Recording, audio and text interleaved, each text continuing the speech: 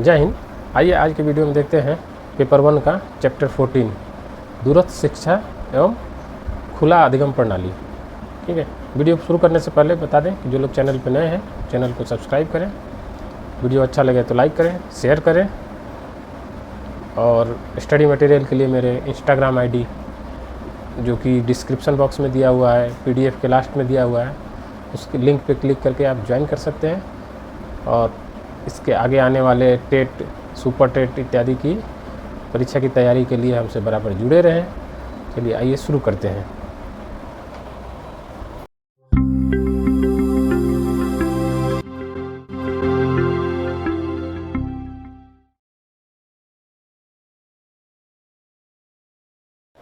आइए शुरू करते हैं। पेपर 1 है principle and method of learning. ठीक है, चैप्टर 14 है दूरस्थ शिक्षा एवं खुला अधिगम प्रणाली, distance education and open learning system. ठीक है, ये मेरे चैनल का लिंक दिया हुआ है सबसे ऊपर youtube.com/c/फंडामेंटल गुरुजी। ठीक है, पहला क्वेश्चन है दूरस्थ शिक्षा किस प्रकार की शिक्षा की आधुनिक प्रणाली है। कि दूरस्थ शिक्षा किस प्रकार की शिक्षा की आधुनिक प्रणाली है, तो यह अनौपचारिक शिक्षा की आधुनिक प्रणाली है, अनौपचारिक शिक्षा। ठीक है, दूसरा क्वेश्चन है दूरस्थ शिक्षा किस प्रकार दी जाती है, मतलब दूरस्थ शिक्षा किस प्रकार दी जाती है, कोई दूर दूर बैठा हुआ वहाँ सब शिक्षा दे रहे हैं, कैसे दे सकते हैं। तो है या तो पत्राचार। पत्राचार का मतलब होता है कि बाई पोस्ट स्टडी मटेरियल भेज दिए, बाई पोस्ट हम फॉर्म भर के अप्लाई कर दिए, बाई पोस्ट सारा काम बाई पोस्ट होगा, उसको बोलते हैं पत्राचार कोर्स, कॉरस्पॉन्डेंस कोर्स। ठीक है, दूसरा है संपर्क कार्यक्रम, जन जन से संपर्क करके, ठीक है, लोगों को वही चीज़ आपको संपर्क करके देना है, उसका स्टडी सेंटर होगा इस टाइप से मतलब। ठीक है, और तीसरा है जनसंचार के साधन इत्यादि। बात हुई जनसंचार के साधन मतलब लोग जो आप पत्राचार द्वारा कर रहे थे उसके लिए कोई आपका वो हेल्प करने के लिए वहाँ पे वो होंगे। ठीक है, अगला है मतलब आपको कॉलेज यूनिवर्सिटी नहीं जाना है, वहाँ तक नहीं जाना है, वहाँ का चीज़ें आपके पास आना है। ठीक है, अगला क्वेश्चन है दूरस्थ शिक्षा और किन किन नामों से जाना जाता है, मतलब दूरस्थ शिक्षा है किन किन नामों से फेमस है, किन किन नामों से लोग इसको बुलाते हैं। देखिए, पहला है पत्राचार गृह अध्ययन, मतलब घर पे रह के पत्राचार द्वारा मतलब बाई पोस्ट मटेरियल आएगा और अध्ययन करेंगे तो लोग पत्राचार गृह अध्ययन कहते हैं।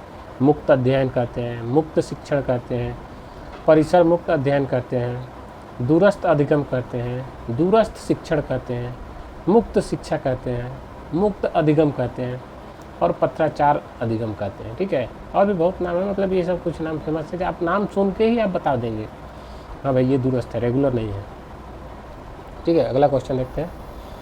अगला क्वेश्चन है 4, दूरस्थ शिक्षा मूलतः किस प्रकार के लोगों के लिए है, मतलब दूरस्थ शिक्षा इस टाइप का जो दूर दूर रह के भी पढ़ रहे हैं वो किस टाइप के लोगों के लिए है। सब लोग आजकल तो प्रीफर करते हैं रेगुलर ही, लेकिन आखिर वो उसमें भी तो लोग पढ़ रहे हैं ना, तो किस टाइप के लोगों के लिए।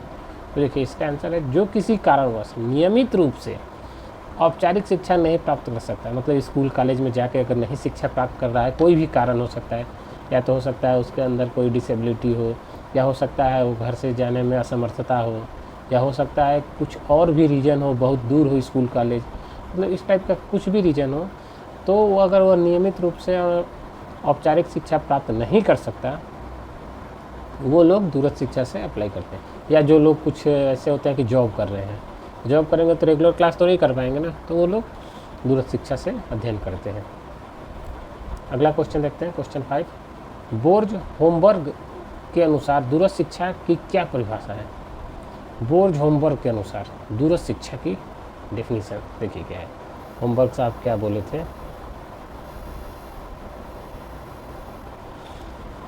एक कृत्रिम संवाद संबंधी अधिगम अवसर है, मतलब यह एक कृत्रिम मतलब बनावटी संवाद अधिगम अवसर है, संबंधी अधिगम अवसर है जिसमें सीखने वाले संगठन के बीच भौगोलिक दूरी, सीखने वाले संगठन के बीच की भौगोलिक दूरी को एक कृत्रिम निर्देश द्वारा समाप्त किया जाता है। मतलब भौगोलिक दूरी मतलब डिस्टेंस ज़्यादा है दोनों के बीच, लेकिन उसको क्या करते हैं उसको एक कृत्रिम निर्देश मतलब बनावटी चीज़ों द्वारा उसको दूरी कम करते हैं। मतलब टीचर यहाँ से स्टडी मटेरियल आपके पास भेज दिया, आप उसको पढ़ लिए, टीचर को जो कम्युनिकेट करना होगा, यहाँ से लेटर जाएगा, आप वहाँ से लेटर रिसीव करेंगे, जो भी रिप्लाई करना होगा उसको रिप्लाई करेंगे, ठीक है। इस हिसाब से उन्होंने बताया कि कृत्रिम संवाद मतलब हर चीज़ बनावटी होगा, कृत्रिम होगा, मतलब सामने सामने फेस टू फेस स्टूडेंट और टीचर नहीं होंगे, वो लोग अपना पत्राचार माध्यम से ही सब सारा कुछ होगा, ठीक है। अगला क्वेश्चन है, दूरस्थ शिक्षा की प्रमुख विशेषताएं क्या है? दूरस्थ शिक्षा की प्रमुख विशेषताएं क्या है? देखिए विशेषता क्या है। दूरस्थ शिक्षा अनौपचारिक शिक्षा प्रणाली है, अनौपचारिक है ये, ठीक है। जो स्कूल रेगुलर हम लोग जाते हैं सब औपचारिक है, ये अनौपचारिक है। दूसरा पॉइंट है, यह शिक्षा स्थान काल आदि से संबंध नहीं होती। मतलब यह जो शिक्षा है स्थान मतलब आप केरल में है कि जम्मू कश्मीर में है उससे कोई मतलब नहीं है। समय गर्मी का दिन चल रहा है कि ठंडा का दिन चल रहा है उससे कोई मतलब नहीं है, ठीक है। स्थान काल आदि से, काल मतलब होता है समय, से संबंधित नहीं है। अगला पॉइंट है, यह शिक्षा छात्र केंद्रित होती है। मतलब स्टूडेंट के छात्र केंद्रित आप हमको बता चुके हैं, इसका एक अलग चैप्टर है, अलग टॉपिक है, हम क्लियर कर चुके हैं। मतलब छात्र केंद्रित मतलब छात्र के हिसाब से चलेगा, छात्र को जब इच्छा होगा, जो कोर्स करना होगा, जब करना होगा उसके हिसाब से वो अपना मैनेज करेगा। अगला पॉइंट है, यह शिक्षक छात्रों की आवश्यकताओं पर केंद्रित है। तब यह शिक्षा, शिक्षक नहीं है यहाँ शिक्षा है, यह शिक्षा छात्रों की आवश्यकताओं पर केंद्रित है। मतलब छात्रों की जो आवश्यकता है उसी के हिसाब से वो भी एडजस्ट करता है, मतलब छात्र की आवश्यकता पे ही डिपेंड करता है, ठीक है। इसमें ऑप्शनल बहुत चीज़ होते हैं, आप छात्र के हिसाब से वो जिस हिसाब से ऑप्शन लेना चाहे वो ले सकता है, ठीक है। इसलिए इसको छात्र केंद्रित भी कहते हैं और छात्र की आवश्यकताओं पर केंद्रित भी कहते हैं। इसमें ऑप्शनल है, जैसे बहुत सारा ऑप्शन होता है तो आपके पास खुला ऑप्शन हो गया ना कि हम ये, जैसे रेगुलर शिक्षा में क्या है उसमें कुछ फिक्स होते हैं चीज़ें कि आपको ये लेना ही है, ये करना ही है, ऐसे करना है, इस टाइम एग्जाम होना है तो एग्जाम आपको इसी टाइम आके देना है, नहीं तो फेल हो जाएंगे, बैक हो जाएगा। इसमें सिस्टम चलते रहता है, आप जिस एग्ज़ाम में अपियर होना चाहें उसका फॉर्म भर दीजिए तो उस एग्ज़ाम में आप अपियर हो जाएंगे, नहीं भरेंगे तो फिर उसका अगला वाला में अपियर हो जाइए इसमें, ठीक है। तो इस हिसाब से आप छात्र की आवश्यकताओं के आधार पर केंद्रित है, ठीक है। अगला पॉइंट है, शिक्षा में छात्र अपनी गति से सीखते हैं। बिल्कुल गति, भाई छात्र केंद्रित का मतलब ही होता है अपने गति से सीखेंगे, ठीक है भाई। अगर किसी का पेपर नहीं तैयार है तो उस बार एग्जाम नहीं देगा, अगली बार देगा, उसमें कोई फेल और पास वाला बात नहीं है, वो अगली बार वाले सेमेस्टर में उसका नाम एंट्री हो जाएगा, ठीक है। उसके बाद है, प्रवेश की दृष्टि से दूरस्थ शिक्षा लचीली होती है। देखिए एडमिशन के लिए वहाँ थोड़ा सा बहुत ही फ्लेक्सिबिलिटी रूल होता है। ऐसा नहीं है कि एडमिशन के लिए मेरिट निकला, रैंक निकला, ये रैंक हो गया तो हो गया एडमिशन, बाकी छाट दिए गए, हटा दिए गए, भगा दिए गए, ऐसा नहीं है। यह बहुत लचीला होता है, जो भी चाहता है कि हमारा हो जाए तो एडमिशन वो अप्लाई करता है, उसके लिए मिनिमम जो क्राइटेरिया पूरा करता है और उसका एडमिशन हो जाता है, ठीक है। ये नहीं है कि जब फॉर्म निकला उसी टाइम भरना है। उसका दूरस्थ शिक्षा का रेगुलर टाइम इंटरवल पे फॉर्म आप भर सकते हैं कभी भी, ठीक है। ये नहीं कि जनवरी में फॉर्म निकलेगा, मार्च में एग्ज़ाम होगा और जून में एडमिशन होगा या अप्रैल में एडमिशन होगा, ऐसा नहीं है। वो लोग का रेगुलर इंटरवल पर हर चीज़ निकलते रहता है, वो अपना जब चाहे आप उस हिसाब से इनरोल कर सकते हैं, एडमिशन ले सकते हैं। अगला पॉइंट है, यह इनडायरेक्ट एजुकेशन है। यह इनडायरेक्ट ही है ना, प्रत्यक्ष रूप से थोड़ी, सामने सामने थोड़ी ना होता है, अप्रत्यक्ष रूप का एजुकेशन है। मतलब टीचर कहीं और, छात्र कहीं और, वो मटेरियल भेजा, छात्र को मिला, वो पढ़ा, छात्र क्वेश्चन पेपर दिया है, छात्र एग्जाम दिया, पास हुआ, मतलब इनडायरेक्ट है, मतलब अप्रत्यक्ष रूप से होता है, ठीक। अगला क्वेश्चन देखते हैं, क्वेश्चन 7, दूरस्थ शिक्षा के क्या क्या उद्देश्य हैं। देखिए उद्देश्य यहाँ क्या है दूरस्थ शिक्षा का। पहला है, उन लोगों को शिक्षा का अवसर प्रदान होता है जो कम आय, अधिक आयु, मतलब आय कम हो, क्योंकि उसमें फीस कम लगता है, मिनिमम मतलब चार्ज लगते हैं। ऐसा नहीं है कि ये जो रेगुलर में लग रहा है उससे वो वहाँ फीस कम लगता है, ठीक है। तो कम आय हो जिसकी, ठीक है, ऐसा नहीं कम आय हो, ज़्यादा आय वाले भी कर सकता है। एज बाउंडेशन वहाँ नहीं है, वहाँ बूढ़े लोग भी पढ़ सकते हैं, बच्चे भी पढ़ सकते हैं, मतलब एज का कोई बाउंडेशन नहीं है। तो आयु, अधिक आयु, दूरी कितना भी दूर हो उससे कोई मतलब नहीं है। कारण अपनी शिक्षा को कायम रखने असमर्थ, मतलब जिसका आय कम है और रेगुलर पढ़ाई नहीं कर पाया, या अधिक दूरी है तो अपना स्कूल कॉलेज नहीं जा पाया, या उम्र ज़्यादा हो गया तो पढ़ाई नहीं कर पाया। इन सब चीज़ों को ध्यान में रखते हुए दूरस्थ शिक्षा में ऐसे सभी लोग का एंट्री हो जाता है वहाँ, तो अपनी पढ़ाई वो लोग कर सकते हैं वहाँ से। ठीक है, ये ऐसे लोगों के लिए है जो पैसे की वजह से नहीं पढ़ पाए, या दूरी की वजह से नहीं पढ़ पाए, या आयु की वजह से नहीं पढ़ पाए, तो वो लोग दूरस्थ शिक्षा से पढ़ सकते हैं। अगला पॉइंट है, उन सीखने वाले को अपनी रुचि के विषय भाषाओं को अपनी गति की तथा सुविधा अनुसार सीखने के योग्य बना। देखिए, जैसे कुछ बच्चे होते हैं वो थोड़ा सा धीरे धीरे सीखते हैं, लेकिन अगर रेगुलर में पढ़ेंगे तो हो सकता है कि स्कूल में जो स्पीड से पढ़ाया जा रहा है उसी स्पीड से आपको करना है। मतलब एक साल में आपको एक क्लास पास करना ही है। जैसे आप मान लीजिए 9th क्लास में है, तो कितना भी आप धीरे पढ़ें,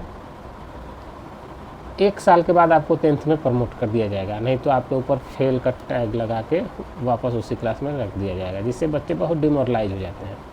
ठीक है, तो इसमें ऐसा नहीं है।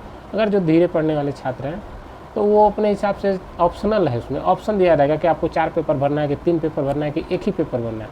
जो पेपर भरेंगे उस पेपर का तैयारी करिए, उस पेपर का एग्ज़ाम दीजिए, फिर अगला फॉर्म जब निकलेगा फिर उसमें 1 पेपर 2 पेपर भरिए। उसका टाइम है कि आप 2 पेपर 1 पेपर 4 पेपर दे सकते हैं। उसका एक मैक्सिमम टाइम है कि इससे ज़्यादा पेपर नहीं लग सकते, मिनिमम का कोई वो नहीं रहता, अलग अलग विद्यालय का अलग अलग रूल है। ठीक है, तो उसमें अगर आपका 2 पेपर ही सक्षम है तो 2 ही पेपर भरिए, बाकी को अगले सेमेस्टर में ले लीजिए, अगला जब उसका एग्ज़ाम होगा। ठीक है, बहुत का 6-6 महीने का होता है, बहुत का इससे कम और ज़्यादा भी रहता है, तो डिपेंड करता है कोर्स पे। ठीक, अगला है पॉइंट, शिक्षित व्यक्तियों को उनके वर्तमान रोजगार में बाधा उत्पन्न किए बिना ज्ञान का विकास। जैसे मान लीजिए कोई नौकरी कर रहा है, जॉब कर रहा है, तो अब जॉब करके पढ़ाई करेगा तो उसका खर्चा कैसे चलेगा? ये उन सब लोगों के लिए भी है।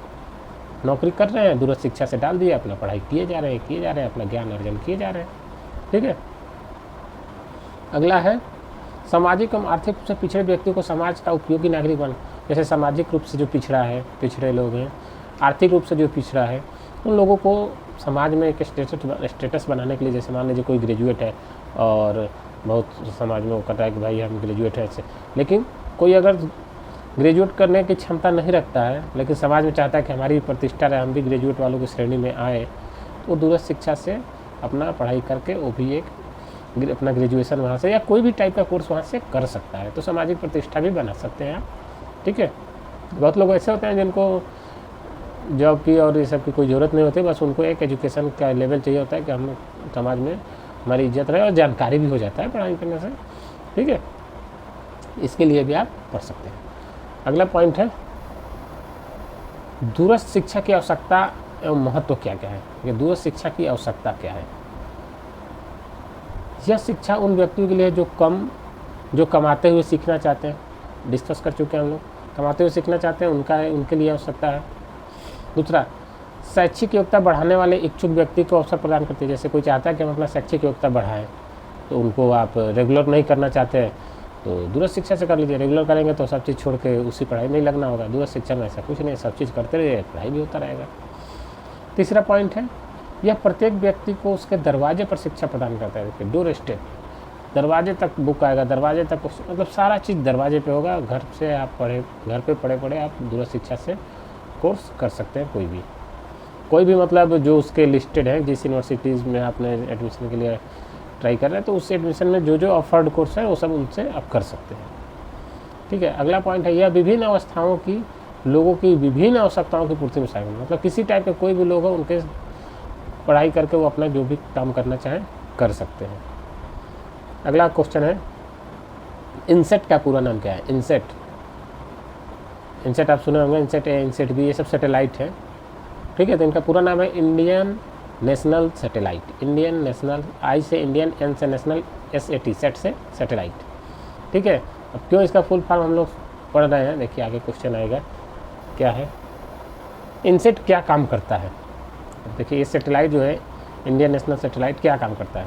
तो यह प्राथमिक विद्यालयों के छात्रों के लिए शैक्षिक कार्यक्रम की व्यवस्था करता है। मतलब शैक्षिक कार्यक्रम देगा, टीचर घर पे नहीं पढ़ाएगा, यह सैटेलाइट से ही कम्युनिकेशन हो जाएगा, पढ़ाई हो जाएगा। ठीक है, अगला क्वेश्चन है, माध्यमिक स्तर पर पत्राचार कार्यक्रम कब प्रारंभ हुआ? मतलब माध्यमिक शिक्षा बोर्ड में पत्राचार से भी लोग करते हैं, पढ़ाई करते हैं, तो वो कब शुरू हुआ था? तो 1965 1965 में ये शुरू हुआ था। ठीक है, अगला क्वेश्चन है 1965 में किस माध्यमिक बोर्ड ने, मतलब 1965 में तो माध्यमिक बोर्ड का शुरू हो गया, लेकिन किस बोर्ड ने, भारत में बहुत सारे बोर्ड हैं, UP board, Bihar board, CBSE board, तमाम बोर्ड हैं, बोर्ड ही बोर्ड है। ठीक है, तो सबसे पहले कौन सा बोर्ड शुरुआत किया था, मतलब 1965 में किस बोर्ड ने शुरुआत किया था पत्राचार द्वारा, माध्यमिक बोर्ड का, माध्यमिक, ध्यान रखिएगा माध्यमिक की बात हो रही है। ठीक है, तो क्या था, मध्य प्रदेश माध्यमिक शिक्षा बोर्ड ने, मध्य प्रदेश माध्यमिक शिक्षा बोर्ड ने 1965 में सबसे पहले पत्राचार द्वारा, दूरस्थ शिक्षा द्वारा अपना कार्यक्रम शुरू किया था। देखिए अगला क्वेश्चन है, प्रथम मुक्त विद्यालय कब और कहाँ स्थापित हुआ। मुक्त विद्यालय मतलब वही दूरस्थ शिक्षा के लिए, फ्री स्कूल, मतलब दूरस्थ शिक्षा से जो पढ़ाई होते हैं ना उसको ओपन यूनिवर्सिटी या ओपन स्कूल इस टाइप से बोलते हैं। तो मुक्त विद्यालय कब और कहाँ स्थापित हुआ, तो नई दिल्ली में 1979 में, मतलब 1979 में नई दिल्ली में प्रथम मुक्त विद्यालय स्थापित हुआ था। ठीक है, जहाँ से यही से पढ़ाई होगा, दूरस्थ शिक्षा का पढ़ाई। अगला क्वेश्चन है, उच्च शिक्षा के लिए भारत में पत्राचार पाठ्यक्रम कब शुरू हुआ। देखिए उच्च शिक्षा है वो माध्यमिक था, ध्यान रखिएगा, माध्यमिक 1965, उच्च शिक्षा 1962, मतलब सबसे पहले उच्च शिक्षा का ही शुरू हुआ था 1962 में, उच्च शिक्षा के लिए शुरू हुआ था, लेकिन माध्यमिक शिक्षा के लिए 1965। कन्फ्यूज नहीं होइएगा भाई, जो माध्यमिक आएगा तो 1965 लगाना है, और उच्च शिक्षा के लिए आएगा तो 1962। ठीक है, पहले उच्च शिक्षा के लिए शुरू हुआ फिर माध्यमिक। क्वेश्चन 15 है, दूरस्थ शिक्षा प्रदान करने के लिए क्या क्या माध्यम है, माध्यम क्या है, किस माध्यम से दूरस्थ शिक्षा प्रदान होता है। पहला है पत्राचार शिक्षा, पत्राचार मतलब कॉरस्पॉन्डेंस कोर्स, मतलब बाई पोस्ट से चीज़ें आपके पास आएगी, बाई पोस्ट से आप चीज़ें उनके पास भेजेंगे, जो भी स्टडी मटेरियल आपके पास आएगा वो बाई पोस्ट आएगा, जो भी आप रिटर्न करके फाइल वगैरह लिखना होगा लिख कर उनके पास भेज देंगे। दूसरा है उपग्रह, दूरदर्शन उपग्रह, दूरदर्शन से वही सैटेलाइट से दूरदर्शन, वहाँ से टीचर पढ़ाएगा और आप टीवी पे घर पे देखेंगे, तो दूरदर्शन के भी उपग्रह है उससे भी। अगला है शिक्षण दूरदर्शन का प्रयोग करके, शिक्षण वही दूरदर्शन से शिक्षण का जो एजुकेशनल का चैनल है उससे। फिर भारत का राष्ट्रीय उपग्रह इनसेट IB, इनसेट वही उसी चीज़ से। ठीक है, सब उसी का अलग अलग नाम है, अलग अलग थोड़ा सा डिफरेंस है, इसलिए अलग अलग नाम दिया गया। फिर मुक्त विश्वविद्यालय, जैसे आप बहुत फेमस एक नाम है इंदिरा गांधी मुक्त विश्वविद्यालय, इग्नू, ये वही दूरस्थ शिक्षा का ही यूनिवर्सिटी है, दूरस्थ शिक्षा ही कराता है, कुछ भी कोर्स करेंगे वो दूरस्थ ही कराएगा। ठीक है, तो इग्नू से बहुत लोग करते हैं। अगला क्वेश्चन है, दूरस्थ शिक्षा परिषद की स्थापना कब हुई। देखिए दूरस्थ शिक्षा के लिए एक परिषद की स्थापना हुई थी ताकि वो दूरस्थ शिक्षा को मैनेज कर सके, वो कब हुआ था 1992 में, 1992 में दूरस्थ शिक्षा परिषद की स्थापना हुई थी। अगला क्वेश्चन है, दूरस्थ शिक्षा परिषद की स्थापना किसके द्वारा की गई, मतलब कौन कौन लोग उसको स्थापना की, मतलब कौन लोग थे वो। पहला पॉइंट है इग्नू के विश्वविद्यालय प्रबंधन के प्रतिनिधि, मतलब इग्नू से कुछ लोग थे, इग्नू के प्रतिनिधि थे। दूसरा भारत सरकार शिक्षा विभाग के प्रतिनिधि, मतलब भारत सरकार का भी प्रतिनिधि था। तीसरा विश्वविद्यालय अनुदान आयोग UGC मतलब विश्वविद्यालय अनुदान आयोग के प्रतिनिधि, मतलब UGC के प्रतिनिधि वहाँ थे, UGC के मेंबर, इग्नू के मेंबर और भारत सरकार के मेंबर, ये तीनों लोग मिलकर दूरस्थ शिक्षा परिषद की स्थापना की। ठीक है, तीनों लोग मिलकर, 3 लोग इग्नू के मेंबर थे, भारत सरकार के मेंबर, और भारत सरकार के कौन से शिक्षा विभाग के मेंबर और UGC के मेंबर। ठीक है, ये तीनों लोग मिलकर दूरस्थ शिक्षा परिषद की स्थापना की है। क्वेश्चन 18 है, दूरस्थ शिक्षा परिषद की क्या क्या कार्य हैं। ये स्थापना के कुछ ना कुछ कार्य तो होगा तभी तो स्थापना किया, तो क्या कार्य है, कार्य देखिए क्या है। राज्य मुक्त विश्वविद्यालय के लिए मार्ग निर्देश तैयार करना, मतलब अगर कोई स्टेट चाहे कि हम भी अगर ओपन यूनिवर्सिटी खोलें, मुक्त विश्वविद्यालय खोलें, तो उसके लिए मार्ग दिशा निर्देश देगा कि आप ऐसे करिए, वैसे करिए, ये करिए, वहाँ करिए। ठीक है, दूसरा पॉइंट है सेवारत व्यक्तियों की सतत शिक्षा के लिए कार्यक्रम तैयार करना, मतलब सेवारत जो मतलब जॉब कर रहे हैं उनकी पढ़ाई कंटिन्यू चलती रहे, उसके लिए भी वो कार्यक्रम बनाएगा दूरस्थ शिक्षा परिषद, दूरस्थ शिक्षा नहीं, हाँ दूरस्थ शिक्षा परिषद। ठीक है, तीसरा उसका काम और भी इंपॉर्टेंट काम हम आपको बता रहे हैं। तीसरा है स्वरोजगार से संबंधित क्षेत्र में शिक्षा व प्रशिक्षण के कार्यक्रम की व्यवस्था करें, मतलब जो स्वरोजगार करना चाहते हैं, खुद से ही अपना रोजगार करना चाहते हैं, उसके संबंध में वो शिक्षा व प्रशिक्षण का कार्यक्रम देता है। जैसे कोई अपना स्वरोजगार करना चाहता है कि भाई हम ये जो लघु उद्योग है कुछ भी अपना करना चाहे, तो उससे भी वो शिक्षा लेके अपना प्रोग्राम शुरू कर सकता है। ठीक है, जो छोटे छोटे कुटीर उद्योग है उसके लिए भी वो शिक्षा वहाँ से लेकर अपना रोजगार शुरू कर सकता है।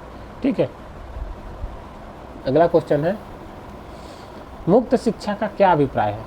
ये देखिए मुफ्त लिखा गया, मुफ्त नहीं है, यहाँ मुक्त है। मुक्त शिक्षा का क्या अभिप्राय है। देखिए यह शिक्षा उन व्यक्तियों को उपलब्ध कराई जाती है जो कोई भी हो, कहीं का भी हो, कभी भी अध्ययन करने की इच्छा रखता हो।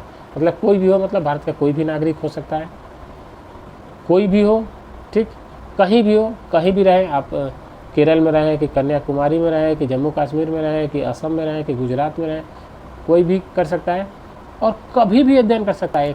50 साल का उम्र हो कि 20 साल का उम्र हो, उससे कोई मतलब नहीं है, जब चाहे आप पढ़ाई कर सकते हैं। ठीक है। अगला क्वेश्चन है 20, मुक्त विश्वविद्यालय के खुलेपन के लिए क्या क्या बिंदु, मतलब किस वजह से उसको खुला विश्वविद्यालय कहा जाता है, ओपन यूनिवर्सिटी कहता है। ओपन मतलब खुला, तो क्या कारण है, क्या वजह है, क्या रीजन है इसको। तो पहला देखिए पॉइंट,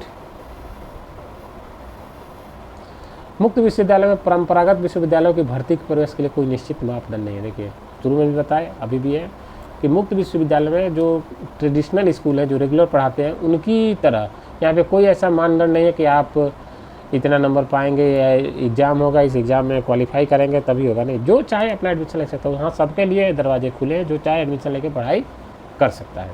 ठीक है, कोई निश्चित मानदंड नहीं है कि आपको इतना रैंक करना होगा, इतना में इतना क्वेश्चन करेंगे तभी आपको एडमिशन के लिए एलिजिबल होंगे। मिनिमम क्राइटेरिया पूरा होना चाहिए। जैसे आप वहाँ से ग्रेजुएशन करने जा रहे हैं तो इंटरमीडिएट आपका होना चाहिए। ठीक है, ये नहीं कि कुछ भी ओपन है तो जाके अभी हाई स्कूल पास नहीं किया जाके वहाँ से ग्रेजुएशन करें, ऐसा नहीं है। एक सिस्टम है जो इसका मिनिमम क्वालिफिकेशन है उतना किए रहेंगे तो उसके अगला वाले में एडमिशन हो जाएगा। वहाँ ऐसा कोई लोचा नहीं है कि आप एडमिशन के लिए ट्राई कर रहे हैं, आपका एडमिशन नहीं हो रहा है।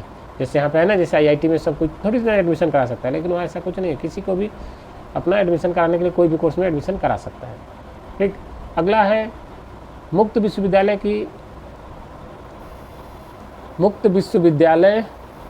स्थान की दृष्टि से खुला है। स्थान की दृष्टि से खुला है मतलब आप किसी भी स्थान के हों पढ़ सकते हैं। जैसे होता है ना कुछ रेगुलर कोर्स में कि ये भाई यूपी के कोर्स हैं तो यूपी के लिए इतना सीट आरक्षित रहेगा, बाकी दूसरे जगह के लिए कम। मतलब कुछ ऐसा वहाँ ऐसा है ही नहीं, कहीं का भी कुछ भी हो, पूरे भारत भर में कहीं से भी कुछ आप कर सकते हैं। तो स्थान के लिए भी खुला है। तीसरा है, यह देश सभी नागरिकों के लिए खुला है। सभी नागरिक के लिए, कोई भी नागरिक यहाँ का उससे पढ़ सकता है। ये नहीं कि मतलब किसी ये स्टेट का है, इस यूपी में है खुला है विश्वविद्यालय तो केवल यूपी के ही कर पढ़ेंगे, ऐसा नहीं। देश का कोई भी नागरिक किसी भी खुले विश्वविद्यालय से, ओपन यूनिवर्सिटी से पढ़ाई कर सकता है। इसलिए ये सभी नागरिकों के लिए खुला है। अगला पॉइंट है, इसके शिक्षण के साधनों में भी खुलापन है। शिक्षण के साधन में भी खुलापन है। ठीक है, जो भी शिक्षण के साधन थे, जैसे आपने अभी देखा ना शिक्षण के साधन क्या क्या थे, दूरदर्शन और क्या क्या था ना, वो सब चीज़ से भी खुला है। ऐसा नहीं कि उसी वजह उतना ही बजे बैठ के वही कार्यक्रम देखना है। वो कार्यक्रम रिप्रसारित भी होते हैं, बाद में भी आप देख सकते हैं। ठीक है, और यह विचारों की दृष्टि से भी खुला है। विचार की दृष्टि से भी ये खुला है। अगला क्वेश्चन है 21, मुक्त विश्वविद्यालय के क्या क्या लाभ है। अब देखिए इसके लाभ देखते हैं, फायदे क्या है।